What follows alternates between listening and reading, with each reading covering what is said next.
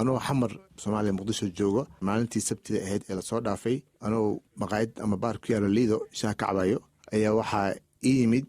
nin dhalinyaro ah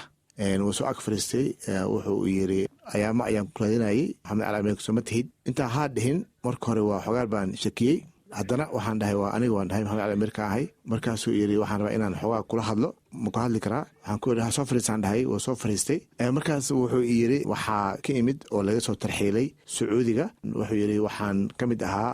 niman Mooriyaan ahaa markaas 1992 soo weeraray guriga aabaha guriga markaas soo weerarnay haddana wuxuu yiri waxa la sheegay in gabadhaada ay ku dhimatay weerarkan soo weeraray guriga waan kaaga tacsiinaa uu yiri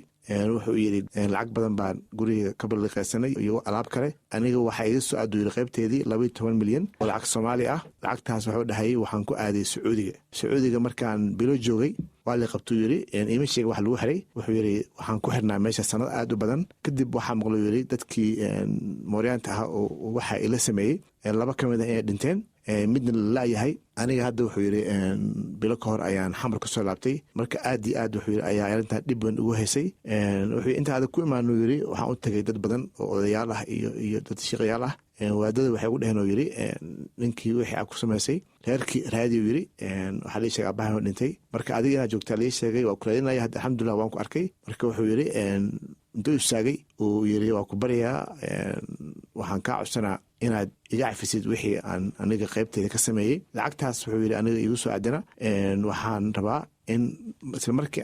waan shaqo helo inaan lacagtaas aan iska bixiyo oo tajriib ku siiyo gartay marka adigu maxaa dareentay nin 22 sano ka hor gabadhaadi dilay oo hadda ku hor fadhiyo kula i cafi maxaa dareentay marka walaa marka hore intuu hadlayay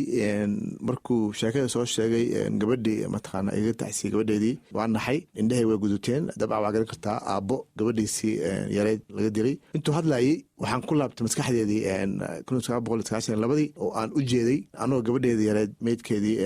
karfanti ku duban tahay oo aan god ka sii gelinayo aan u sii jeeday aadaan u camashooday asagina uu taagnaa intuu hadlayay fariisaan dhahay xogaa yara aamusnaa xataa xogaa waa jirinayay markii dambe ma cafisay markii dambe waa cafiyey meeqa daqiiqa ayay kugu qaadatay inaad cafiso walaa ilaa iyo waxaan dhihi karaa 5 daqiiqo ka yar meelahaas aan u fikirayay oo aan soo xasuusanayay mataqaana guriga wax ku sameeyeen aabahay oo meesha joogay weliba gabadheeda markay dhimanaysay laba wiil aan dhalay aniga oo iyada ka weynaa oo yaraa igana ee guriga joogay wixii ayaan soo xasuusanayay laakiin alxamdulillah markii dambe waxaan dhahay cafisaa tahay lacagtiina waxaan dhahay lagama rabo aniga waxaan dhahay waa ku cafiye laakiin adiga ilaahay waaye mataqaana ilaahay bari gabadhaasi marka meeqa jir ayay ahayd gabadha waxay jirtay sanad iyo 2 bilood laakiin gabadheedii waxay ahayd gabadha ugu yar markaas laba wiil ka weynaa dabcan waxa waaye waa ilmeyga waa jeclaa kulligood ayadana maadaama u yareedna aad baan isugu dhaweyn gabar kaliya ahayd garan karta aabayaasha iyo gabdhahan aad bay isugu dhaweyn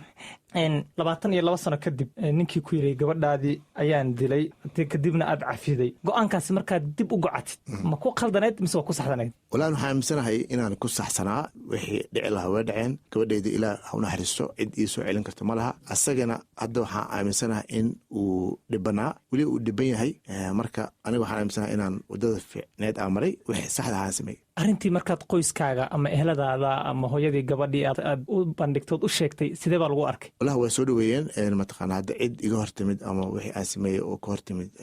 weli ma arkin okay ma dhihi karnaa dhacdadaasi waxay ahayd tii kugu adkayday kusoo marta tan waxaa iiga adkaydaan dhihi karaa gabadheedii markii aan duugayay laakiin hadda tanna waxay ka mid tahay waxyaabay ugu adkaa oo aan la kulmo laakiin alxamdulillah waxaan dareemayaa mataqaana relief ama mataqaana inaan haddeertaan ninkaas cafiska aan cafiyey isagana mataqaana ilaahay baa u baryaa inuu cafiyo Soomaaliya dhib badan ayaa ka dhacay dadku way islaayeen hanti waa la kala dhacay waxaa jira dad badan oo isgaranayo wax kala sameeyey laakiin laga yaabo inaysan geesinimada weli helin oo iska hor yimaadaan rawaal iyo cafi maxaad kula talin lahayd marka wallahi waxaan kula talin lahaa in la cafiyo in dibashiisiin in la sameeyo si mataqaana oo sareexad leh la isku cafiyo kadibna hor loo socdo